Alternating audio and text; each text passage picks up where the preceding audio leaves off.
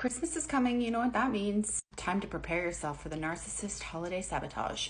If you're new to my page, my name is Jackie and I'm giving real examples of emotional abuse tactics so that you can spot them in your relationships. This might be a long one. I don't know about you, but my ex was a terrible gift giver. While I can understand that not all people are great at giving gifts, I think it mostly stems from not caring about or paying attention to the things that interest your partner.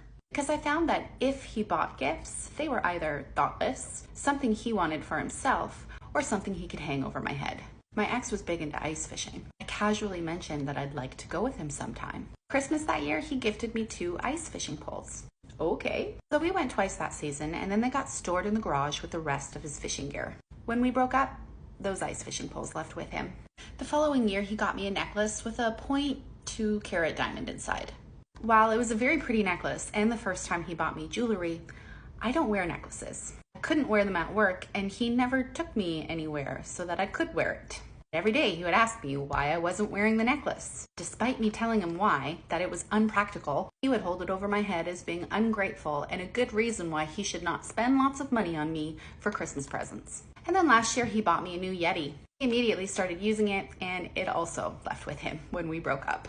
You need to be the center of everything. My parents came over one Christmas Eve to celebrate with us, including his kids. They're retired and they live off a modest income, but they always went out of their way to make his kids feel like they were welcome. He spent the entire night in a bad mood, complaining about his ex-wife and the current conflict that they were having. He spoke very unkindly about her in front of everyone and drank whiskey instead of having dinner because he was so upset, making everyone feel uncomfortable. After my parents left, he complained about the gifts from my parents. They didn't spend nearly as much money as his parents spent on me and my kid, which means they clearly don't care about him or his children. He finished off the 40, then punched a brick wall, which broke his hand. And the next morning, Christmas morning, he refused to get out of bed because he was hungover as shit. Those poor kids stared at the tree for almost an hour waiting for him to get up. Because if I would have allowed them to open those presents without him, I would have been bitched at. And of course, he missed my family Christmas the next day so that he could go to the ER. They will set you up with expectations only to disappoint you. My 40th birthday was that same year, a week later on New Year's Eve. My birthday has been largely ignored most of my life because it's overshadowed by New Year's Eve. So it was really important to me to make a big deal about my 40th. Previous 3 years, I had mentioned that I wanted to do New Year's Eve in Niagara Falls. And since he hadn't gotten me a single birthday present in the 3 years that we had been dating because he doesn't believe in birthdays,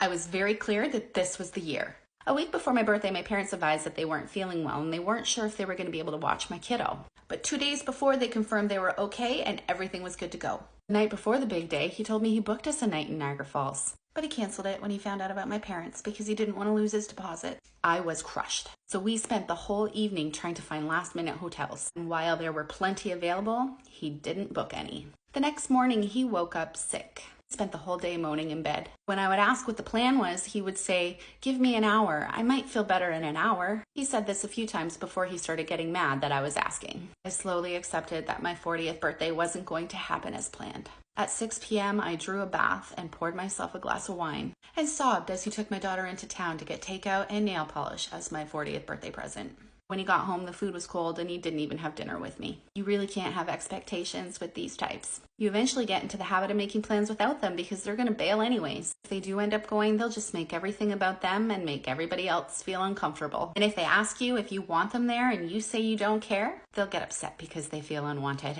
Sending you lots of strength this holiday season.